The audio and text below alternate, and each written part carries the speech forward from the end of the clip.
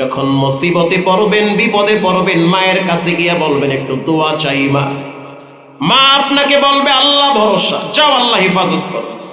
আপনারে বিদায় দিয়া সে কিন্তু ঘুমায়া যাবে না, সে আস্তে করে রাত্রিবেলা যায় নামাজটা বিছাইয়া সিজদায় গিয়া বলবে আল্লাহ, যেই সন্তানটারে পেটে রাখতে গিয়া লাথি খাইছি, আল্লাহু আকবার, যেই সন্তানটারে পেটে রাখতে গিয়া ঘুষা খাইছি, যেই সন্তানটারে পেটে রাখতে গিয়া রক্তাক্ত হয়েছে, ওই সন্তানটার মাথার উপরে বিপদ ঘুরতেছে, আর তোমার রাসূল বলছে মায়ের দোয়া নাকি বিনা পর্দায় কবুল হয়। আমি তো এই সন্তানের মা, আমি দোয়া করতেছি মুসিবত দূর করে দেন। বিশ্বাস করেন মায়ের দোয়া যার জীবনে থাকবে মরণের দরজা থেকে আল্লাহ বাঁচায়া দেয়। একজন সাহাবী এসে বলল, হুজুর আমার আব্বা আমার মা এদের উপরে আমার কি হক? রাসূল লম্বা বয়ান না করে এতটুকু বলল, ক্বালা হুমা জান্নাতুকা ওয়া নারুকা, তোমার মা বাবা তোমার জন্য জান্নাত, তোমার মা বাবা তোমার জন্য জাহান্নাম। কেমনে খুশি করবা তোমার ব্যাপার, তারে খুশি করতে গিয়া কারে বেজার করবা সেটাও তোমার ব্যাপার।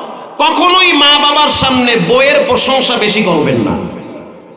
কথা কন না, করবেন না, আমি করি না কোনো সময়। মায়ে যদি কয় তোমার বউ বেশি সুবিধার না, ঠিকই কইছেন, কোনো সুবিধার না, ও মোটেও ভালো না, ওরে গালি দিব আউযুবিল্লাহ ছাড়া, বাবা ঠিকই কইছো। আর যদি আপনি বউয়ের পক্ষে নিয়ে মায়ের সামনে সুন্দর সুন্দর বয়ান দেন, খুব ভালো আম্মু, আমার শাশুড়ি হু আল্লাহ সেই রসগোল্লা, আমার বউ এত জান্নাতি হু, কাম সারছে, ও শ্বশুর বাড়ি তোমারে কিন্না নেছে, তাবিজ করছে, বুঝছি, পোলায় আর পোলা নাই, পোলায় গেছে বউয়ের কাছে মুড়ি দইয়া। কথা ঠিক না বেঠিক? কি দরকার ভেজাল লাগানো? মা যদি বলে তোমার বউ ভালো না, হা কয়া দেন ভালো না, ঠিকই কইছে। বউরে গিয়া কইবেন মায়ের সামনে কমু ভালো না, তুমি আমার মন খারাপ করিও না, ঠিক না বেঠিক? কিন্তু আপনি যদি প্রতিবাদ করতে যান, বিশ্বাস করবেন বউ শাশুড়ির যুদ্ধের কারণে অনেক ফ্যামিলির ছেলে মেয়েদের জীবন তেজপাতা হয়ে গেছে। যতই হ্যাডাম দেখান, ওই দুই জায়গায় গেলে কিন্তু আপনি তেজপাতা হয়ে যাবেন। মায়ের সামনে কখনোই শ্বশুর বাড়ির প্রশংসা করবেন না, মায়ের কলিজার ভিতরে কষ্ট লাগে। মহিলা মানুষ তো ন্যাচারালি অভ্যাস, ভিতরে ধাক্কা লাগবে, ওহো শ্বশুর বাড়ির লোকজন কি পোলারে কিনা নেছে নাকি? জীবনে কোনোদিন বাবার সামনে শ্বশুরের প্রশংসা করবেন না। শ্বশুর শাশুড়ির প্রশংসা যেই জায়গায় করা দরকার ওই জায়গায় করবেন, বউয়ের কাছে করবেন।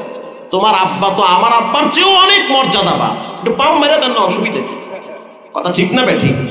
এমন পাম মারবেন দেখবেন ফুইলা ফুটবল হয়ে গেছে গা। আপনি আপনার স্ত্রীকে বলবেন তোমার মা যা আমারে জীবনে খাওয়াইছে অত আমার মাই চোহেও দেখে নাই, ও হরে মোর স্বামীরে তো জানতে বলাইছে, ঠিক না বেঠিক? তো সিস্টেম তো বোঝেন না, খালি দুই দিকে ঠেলেন। কখনোই মা বাবার সামনে শ্বশুর বাড়ির প্রশংসা করবেন না, কখনোই মা বাবার সামনে বউয়ের প্রশংসা করবেন না। কারণ মা বাবা যখন বুড়া বুড়ি হয় তাদের আচরণ বাচ্চাদের মতো হয়ে যায়। এই যুবকরা, ঠিক না বেঠিক? মা বাবা যখন বুড়া বুড়ি হয় তাদের আচরণ বাচ্চাদের মতো হয়। আমার ঘরে বাচ্চা আছে, ছেলেটা ছোট মেয়েটা বড়। এখন যদি আমি ছেলেটাকে একটু কোলে নেই, মেয়েটা তখন রাগ করে আর এক রুমে চলে যায়, অথচ ছেলের বয়স মেয়ের অর্ধেক।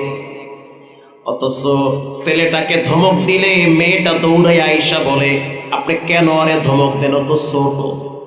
কি চিন্তা করছেন?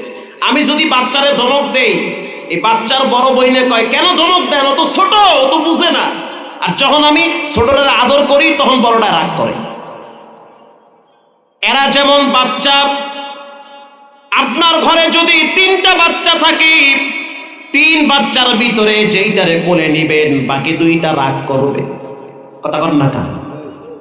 মেয়েটার সামনে যদি ছেলেটারে কোলে নেন, মেয়েটা রাগ কইরা ফুইলা থাকে, আব্বাই বুঝে ওরে ভালোবাসে। কয়েকদিন আগের কথা, বাসার থেকে যখন বের হইতেছিলাম বের হওয়ার সময় আমার স্ত্রী বলতে আছে, হুমায়রা তোমার আব্বার জুতাগুলা মুইসা দাও। বিশ্বাস করেন মেয়েটা দৌড়ায় আইসা জুতা মুছা শুরু করছে। তো ছোট ছেলেটা আমার কাছে গিয়া বলে, আপু পচা। আপুরে ধমক দেন, সে কেন আপনার জুতা ধরবে? জুতা আমি মুসমু, জুতা আমি মুসমু। ওরে গিয়ে ধমকায়, তুমি আপুর জুতা কেন ধরছো, সরো এখান থেকে। তার মানে হলো এরা বাচ্চা মানুষ।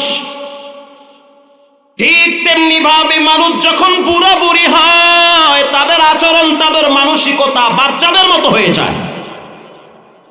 আমি যখন আমার বাচ্চা মেয়ের ললিপপ দেই, তখন আমার মাও দেখি বলে যে আমারও একটা দে। চকলেট হেও খাইতে চায়।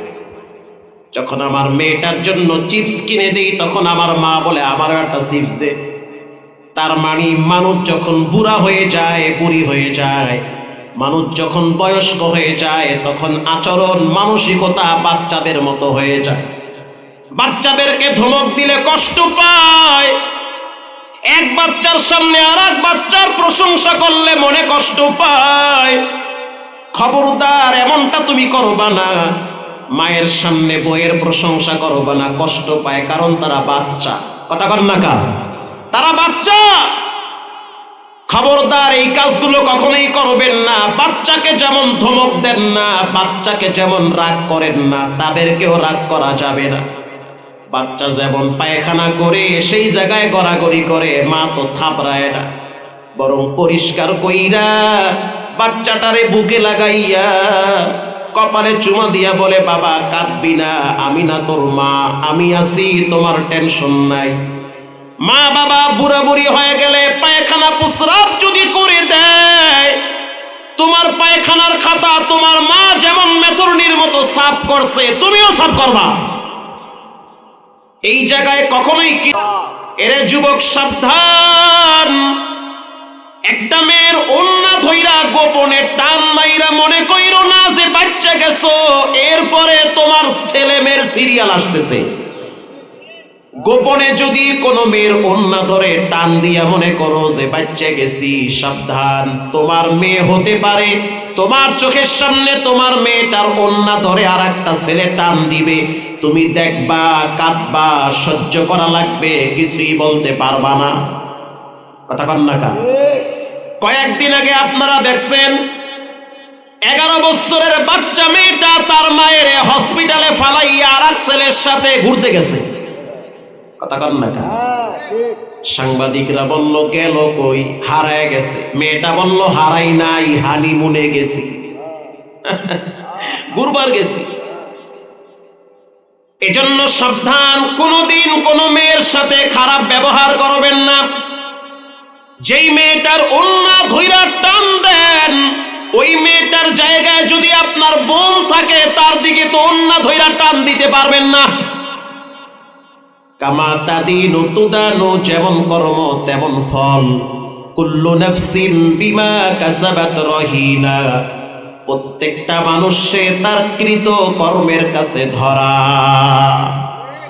গোপনে করলেও ধরা, প্রকাশ্যে করলেও ধরা। যুবক সাবধান, একবার অপরাধ করার আগে 13 বার চিন্তা করবা। তোমার অপরাধের শাস্তি তুমি একা পাবা না, তোমার ফ্যামিলিও পাইতে পারে। আব্দুল্লাহ বিন জুবায়ের যখন চিৎকার মেরে বলল, ফাওয়াল্লি ওয়াজহাকা শাতরাল মাসজিদিল হারাম, জল্লাদ তখন বলল স্যার কি করব? জালেম হাজ্জাজ বিন ইউসুফ বলল, চেহারাটারে মাটির সাথে দাবায়া ধরো। এবার আব্দুল্লাহ বিন জুবায়ের নবীর সাহাবী, আবু বকরের নাতি, রক্তের তো একটা গরম আছে, বংশের তো একটা গরম আছে, আছে না নাই?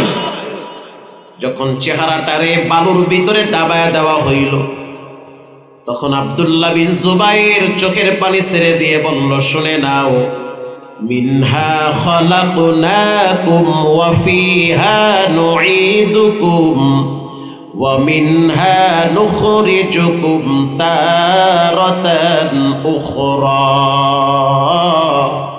মিনহা খালাকনাকুম ওয়া ফিহা নুঈদুকুম ومنها نخرجكم تارة أخرى আরো আওয়াজ দিয়ে বলেন আল্লাহু আকবার। আমার চেহারাটারে মাটির সাথে দাবায় রাখলে হবে কি? আমি তো মাটির তৈরি, ঠিক না বেঠিক? আবার আমার জান যখন বেরিয়ে যাবে তখন আবার মাটির সাথে মিশে যাব। আব্দুল্লাহ বিন জুবায়েরকে যখন হত্যা করা হইল প্রকাশ্যে, হত্যা করার আগে আব্দুল্লাহ বিন জুবায়ের চিৎকার মেরে বলল, দয়ার মালিক আল্লাহ, যারা আবু বকরের নাতিকে হত্যা করতেছে প্রত্যেকটা জালেমকে আপনি দেখা রাখেন, কাউরে আরামে ঘুমাইতে দিবেন না, কাউরে আরামে ঘুমাইতে দিবেন না, প্রত্যেকের প্রাপ্য আপনি জমিনে বুঝাইয়া দিবেন। এই জমিনে যারা জুলুম করছে কেউ আরামে বর্তমান ঘুমাইতে পারে না। আসতে বলবেন না, জোরে বলেন ঠিক না বেঠিক? এজন্য জুলুম করা যাবে না। জুলুম হলো মারাত্মক অপরাধ। জুলুমের শাস্তি দুনিয়ায় তাই দিবেন কে? আব্দুল্লাহ বিন জুবায়েরকে যখন হত্যা করল, হাজ্জাজ বিন ইউসুফ তাকায়া দেখলো রক্ত বন্ধ হয় না। 1,20,000 মুসলমানকে হাজ্জাজ বিন ইউসুফ হত্যা করলো। কারো শরীর থেকে এত রক্ত বের হয় নাই যেই পরিমাণ রক্ত আব্দুল্লাহ বিন জুবায়েরের শরীর থেকে বের হচ্ছে। ডাক্তার আইসা বলতে আছে, স্যার, একটা মানুষকে যখন হত্যা করা হয় ডরে তার কলিজা শুকায়া যায়, রক্ত আস্তে আস্তে ঠান্ডা হয়ে যায়। কিন্তু আমি তো দেখতে পাচ্ছি যখন এই আব্দুল্লাহ বিন জুবায়েরকে হত্যা করা হয়েছে তখন সে প্রফুল্ল চিত্রে ছিল, তার ভিতরে বিন্দু পরিমাণ কোনো ভয় ছিল না। আল্লাহু আকবার। তার ভিতরে ন্যূনতম কোনো ভয় ছিল না, বিন্দু থেকে বিন্দু পরিমাণ সে ভয় পায় নাই। মুমিন কোনোদিন দুনিয়ার মানুষকে ভয় পাইতে পারে না। মুমিন ভয় পাবে একজনকে, তিনি হলেন কে? যে আল্লাহরে ডরায়। দুনিয়ার মানুষ তারে ডরায়। আপনাদের এই এলাকায় অনেক আল্লাহর ওলি আছে, তারা জীবিত থাকা অবস্থায় তাদেরকে মানুষ ভয় পাইত। এই ভয় সম্মানের ভয়, ভালোবাসার ভয়, ঠিক না বেঠিক? এটা সম্মানের ভয়, ভালোবাসার ভয়। প্রিয় ভাইয়েরা আমার, আল্লাহর হাবিব হলো আল্লাহর পরে সবচেয়ে দামি ব্যক্তি। তারপরে আবু বকর, এই দুইজন বাদে পৃথিবীর ইতিহাসে 3 জন কালো মানুষকে আল্লাহ সবচেয়ে বেশি সম্মানিত করেছে। এর ভিতরে 1 নম্বরে হলো হযরত বেলাল হাবশী রাদিয়াল্লাহু তাআলা আনহু। সুবহানাল্লাহ বললেন না? বেলাল হাবশী কালো মানুষ, কিন্তু তার দিল ছিল পরিষ্কার। বেলাল যখন জমিনে হাঁটতো বেলালের পায়ের আওয়াজ রাসূলুল্লাহ জান্নাতে পাইত। কে সেই বেলাল? আল্লাহর রাসূল বলেন, আনফিক ইয়া বেলাল লা তাখশা মান আরশি ইকলাল। ও বেলাল, যদিও তুমি গরিব মানুষ তারপরেও তুমি আল্লাহর রাস্তায় ব্যয় করো। আল্লাহর রাস্তায় যদি ব্যয় করতে পারো আরশের মালিক তোমার পকেটটাকে ভরে দিবে। ব্যয় করো। গরিব হইছো কি হইছে, একটা খেজুর হইলেও দান করো। দানের কারণে আরশের মালিক গুনাহকে মাফ করে, আল্লাহর রাগ বান্দার উপরে ঠান্ডা হয়ে যায়। কখনোই দানের ক্ষেত্রে না বলবেন না। আমি তো শুনতেছিলাম আপনারা অনেকেই দান করতেছিলেন। আল্লাহ আপনাদের প্রত্যেকটা টাকার ভিতরে বরকত দান করুন। আল্লাহ আপনাদের দানে পরিপূর্ণ বারাকা দান করুক, আমিন বলেন। পৃথিবীর ইতিহাসে 3 জন কালো মানুষের দাম অনেক বেশি। একজনের নাম বিলাল, আর একজনের নাম হলো লোকমান হাকিম রহমাতুল্লাহি আলাইহি। কে সেই লোকমান? যার বাড়ি হলো ইথিওপিয়ায়। লোকমানের মর্যাদা এত বেশি যে লোকমান সম্পর্কে কোরআনে আল্লাহ পাক অনেক আয়াত উপদেশমূলক নাজিল করেছে। শুধু তাই না, লোকমানের নামে কোরআনে একটা সূরাই নামকরণ করা হয়েছে। জোরে বলেন সুবহানাল্লাহ। সেই সূরাটার নাম হলো সূরা লোকমান। ওয়ালাকাদ আতাইনা লুকমানাল হিকমাতা আনিশকুর লিল্লাহ। লোকমান হাকিম তিনি একজন শুকরগুজার বান্দা, সবের বান্দা। বিপদে পড়লে, মুসিবতে পড়লে গোপনে আল্লাহর কাছে শেয়ার করে, মানুষের কাছে শেয়ার করে না। লোকমান হাকিমের অন্যতম একটা গুণ ছিল, মানুষের মাঝে হাসি বিতরণ করত, সুখ বিতরণ করত, আর মনের কষ্টের কথা গোপনে রাত্রিবেলা সেজদায় গিয়া শেয়ার করত। মানুষের মাঝে তিনি হাসি বিতরণ করত, মানুষের মাঝে তিনি সুখ বিতরণ করত। ভাই কেমন আছেন? আলহামদুলিল্লাহ, অথচ ঘরে খাবার নাই। ভাই কেমন আছেন? আলহামদুলিল্লাহ, অথচ সন্তান কথা শোনে না। ভাই কেমন আছেন? আলহামদুলিল্লাহ, অথচ বেচারা ডায়াবেটিসে আক্রান্ত। ভাই কেমন আছেন? আলহামদুলিল্লাহ, অথচ বেচারায় বিভিন্ন রোগে আক্রান্ত। মানুষের মাঝে সুখ বিতরণ করে আর মনের কষ্টের কথা গোপনে দরজা লাগাইয়া সেজদায় গিয়া শেয়ার করে। সুবহানাল্লাহ বলেন। সেজদায় গিয়া শেয়ার করে। 2017 সাল, 17 সালের অক্টোবর মাসে যখন আমি কিশোরগঞ্জ থেকে বয়ান করে ঢাকায় ঢুকতেছি, ওই সময় অক্টোবর মাসের শেষের দিকে হালকা ঠান্ডা পড়েছিল, আবার হালকা বৃষ্টিও পড়েছিল। ফজরের নামাজ পড়ার জন্য কুড়িল ফ্লাইওভারের নিচে একটা ভাঙ্গা টিনের মসজিদ ছিল। সেই মসজিদটায় নামাজের জন্য আমরা যখন ঢুকলাম, তখনও পর্যন্ত ফজরের আজান হয় নাই। কুয়াশা কুয়াশা, হালকা ঠান্ডা বাতাস, আবার বৃষ্টির ফোঁটা। মসজিদের মেইন দরওয়াজা লাগানো, বারান্দার গেটটা খোলা আছে। উযু করার জন্য যখন উযুখানায় গেছি, বুঝতে পারলাম পুরা উযুখানা মসজিদ একেবারে নীরব, কেউ নাই। বিশ্বাস করেন, উযু কইরা যখন বারান্দার দিকে তাকাইলাম, তাকায় দেখলাম একজন ব্যক্তি শীতের ভিতরে শুকনা কাঠের মতো নামাজে দাঁড়ায় আছে। আমি আশ্চর্য হয়ে গেলাম, প্রচন্ড শীত, আবার বৃষ্টির ফোঁটা, আবার কুয়াশা। এই ঠান্ডার ভিতরে ফজরের আজানের আগে তাহাজ্জুদের টাইমে কে দাঁড়ায় আছে? আমি পিছনে লম্বা টাইম দাঁড়ায় থাকলাম।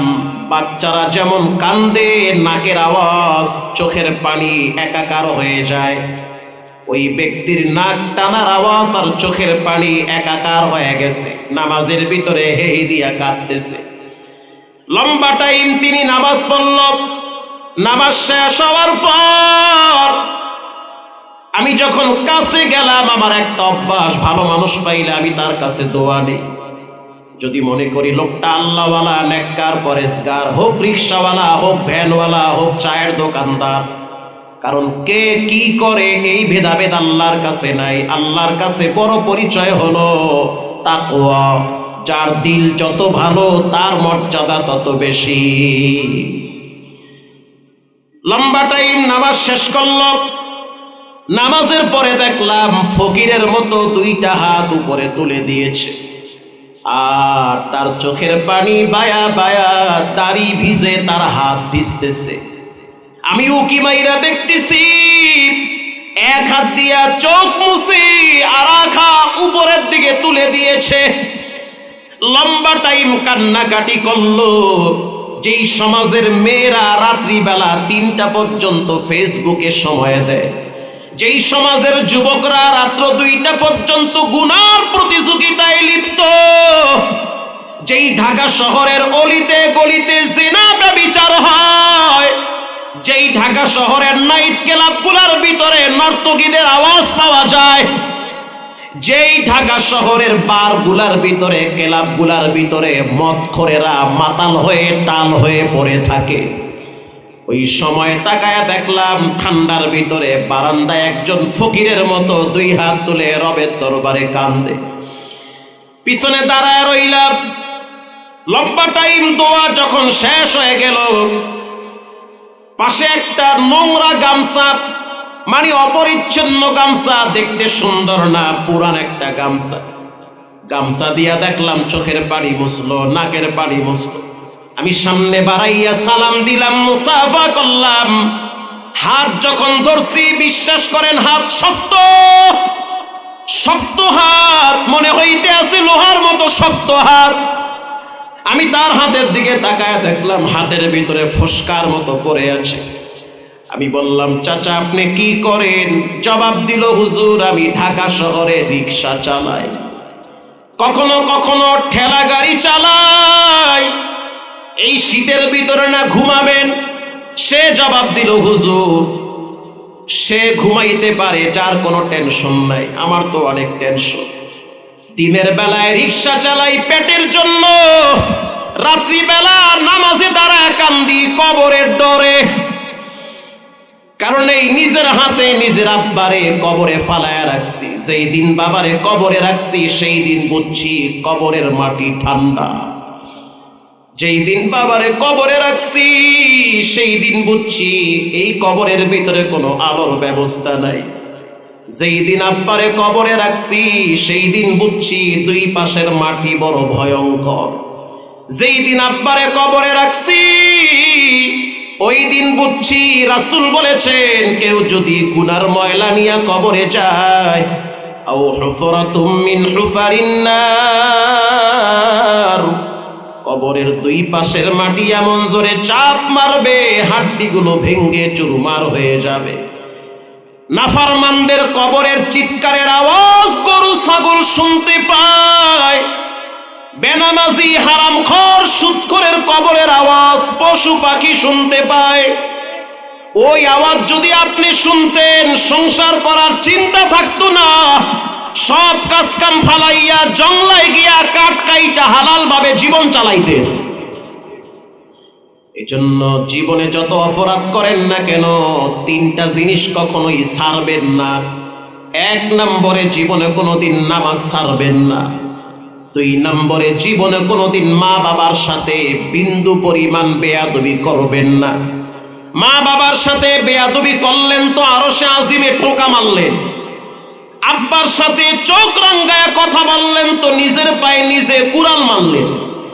মায়ের সামনে মাথায় জাগি দিয়া ধমকের সুরে কথা বললেন তো নিজের ঘরে নিজে বিপদ ডেকে আনলেন। মা যদি কাফেরও হয় তারপরেও তারা মা বাবা। মা যদি পতিতালয়ের বিশ্বাও হয় তারপরেও মা। কথা ঠিক না ব্যাঠিক? তারপরেও মা। বাপ যদি ব্যবহার খারাপ করে তারপরেও বাপ। আমি বলবো আপনার আব্বার ব্যবহার খারাপ, তবে আপনি বলতে পারবেন না। আমি বলবো আপনার মায়ের ভাষা খারাপ, তবে আপনার বলার অধিকার নাই যে আপনি বলবেন আপনার মায়ের ভাষা খারাপ। মুখ খুলতে পারবেন না। মা বাবা যত অপরাধ করুক, খবরদার মুখ খোলা যাবে না। এটা ভয়ঙ্কর জায়গা। আগুন দিয়া যেমন মানুষ তবারক পাকাইতেছে, মজার তবারক, আবার এই আগুন দিয়া রব্বুল আলামিন আমেরিকার অঙ্গরাজ্য ক্যালিফোর্নিয়াকে পুইরা কয়লা বানাইছে। কথা আসতে বলবেন না, ঠিক না ব্যাঠিক? এই আগুন দিয়া লঞ্চের ভিতরে অনেক যাত্রীকে পুইরা কয়লা বানাইছি। মা বাবা হলো আগুনের মতো, তাপ নিয়া নিয়া জীবনটারে সুন্দর বানান। যখন মুসিবতে পড়বেন, বিপদে পড়বেন, মায়ের কাছে গিয়া বলবেন একটু দোয়া চাই মা। মা আপনাকে বলবে আল্লাহ ভরসা, যাও আল্লাহ হেফাজত করো। আপনারে বিদায় দিয়া সে কিন্তু ঘুমায়া যাবে না। সে আস্তে করে রাত্রিবেলা যায় নামাজটা বিছাইয়া সিজদায় গিয়া বলবে আল্লাহ, যেই সন্তানটারে পেটে রাখতে গিয়া লাথি খাইছি, আল্লাহু আকবার, যেই সন্তানটারে পেটে রাখতে গিয়া ঘুষা খাইছি, যেই সন্তানটারে পেটে রাখতে গিয়া রক্তাক্ত হয়েছে, ওই সন্তানটার মাথার উপরে বিপদ ঘুরতেছে। আর তোমার রাসূল বলছে মায়ের দোয়া নাকি বিনা পর্দায় কবুল হয়। আমি তো এই সন্তানের মা, আমি দোয়া করতেছি মুসিবত দূর করে দেন। বিশ্বাস করেন মায়ের দোয়া যার জীবনে থাকবে মরণের দরজা থেকে আল্লাহ বাঁচায়া দেয়। একজন সাহাবী এসে বলল, হুজুর আমার আব্বা আমার মা এদের উপরে আমার কি হক? রাসূল লম্বা বয়ান না করে এতটুকুন বলল, ক্বালা হুমা জান্নাতুকা ওয়া নারুকা, তোমার মা বাবা তোমার জন্য জান্নাত, তোমার মা বাবা তোমার জন্য জাহান্নাম। কেমনে খুশি করবা তোমার ব্যাপার, তারে খুশি করতে গিয়া কারে বেজার করবা সেটাও তোমার ব্যাপার। কখনোই মা বাবার সামনে বউয়ের প্রশংসা বেশি করবেন না। কথা কর না, করবেন না, আমি করি না কোনো সময়। মায়ে যদি কয় তোমার বউ বেশি সুবিধার না, ঠিকই কইছেন, কোনো সুবিধার না, ও মোটেও ভালো না, ওরে গালি দিব আউযুবিল্লাহ সারা, বাবা ঠিকই কইছো। আর যদি আপনি বউয়ের পক্ষে নিয়ে মায়ের সামনে সুন্দর সুন্দর বয়ান দেন, খুব ভালো আম্মু, আমার শাশুড়ি হু আল্লাহ সেই রসগোল্লা, আমার বউ এত জান্নাতি হু, কাম সারছে, ও শ্বশুর বাড়ি তোমারে কিন্না নেছে, তাবিজ করছে, বুঝছি, পোলায় আর পোলা নাই, পোলায় গেছে বউয়ের কাছে মুড়ি দইয়া। কথা ঠিক না বেঠিক? কি দরকার ভেজাল লাগানো? মা যদি বলে তোমার বউ ভালো না, হা কয়া দেন ভালো না, ঠিকই কইছে। বউরে গিয়া কইবেন মায়ের সামনে কমু ভালো না, তুমি আবার মন খারাপ করো না, ঠিক না বেঠিক? কিন্তু আপনি যদি প্রতিবাদ করতে যান, বিশ্বাস করবেন বউ শাশুড়ির যুদ্ধের কারণে অনেক ফ্যামিলির ছেলে মেয়েদের জীবন তেজপাতা হয়ে গেছে। যতই হ্যাডাম দেখান, ওই দুই জায়গায় গেলে কিন্তু আপনি তেজপাতা হয়ে যাবেন। মায়ের সামনে কখনোই শ্বশুর বাড়ির প্রশংসা করবেন না, মায়ের কলিজার ভিতরে কষ্ট লাগে। মহিলা মানুষ তো ন্যাচারালি অভ্যাস, ভিতরে ধাক্কা লাগবে, ওহো শ্বশুর বাড়ির লোকজন কি পোলারে কিনে নেছে নাকি? জীবনে কোনোদিন বাবার সামনে শ্বশুরের প্রশংসা করবেন না। শ্বশুর শাশুড়ির প্রশংসা যেই জায়গায় করা দরকার ওই জায়গায় করবেন, বউয়ের কাছে করবেন। তোমার আব্বা তো আমার আব্বার চেয়েও অনেক মর্যাদাবান, একটু পাম মেরে দেন না, অসুবিধা কি? কথা ঠিক না বেঠিক? এমন পাম মারবেন দেখবেন ফুইলা ফুটবল হয়ে গেছে গা। আপনি আপনার স্ত্রীকে বলবেন তোমার মা যা আমারে জীবনে খাওয়াইছে অত আমার মাই চোহেও দেখে নাই। ও হরে মোর স্বামীরে তো জানতে বলাইছে, ঠিক না বেঠিক? তো সিস্টেম তো বোঝেন না, খালি দুই দিকে ঠেলেন।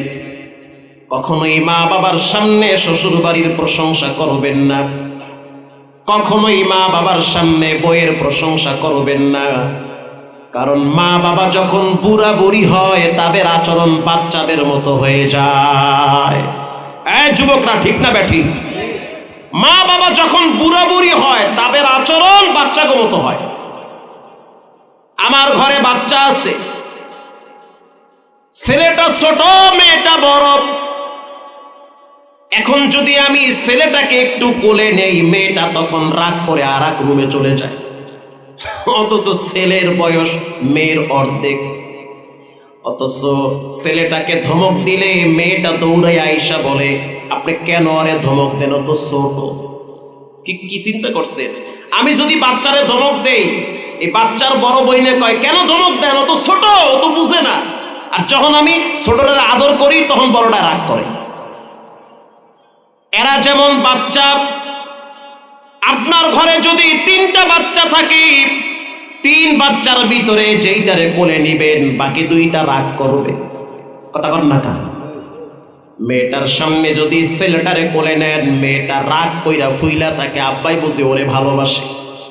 কয়েকদিন আগের কথা, বাসার থেকে যখন বের হইতেছিলাম, বের হওয়ার সময় আমার স্ত্রী বলতে আছে হুমায়রা তোমার আব্বার জুতাগুলা মুইসা দাও।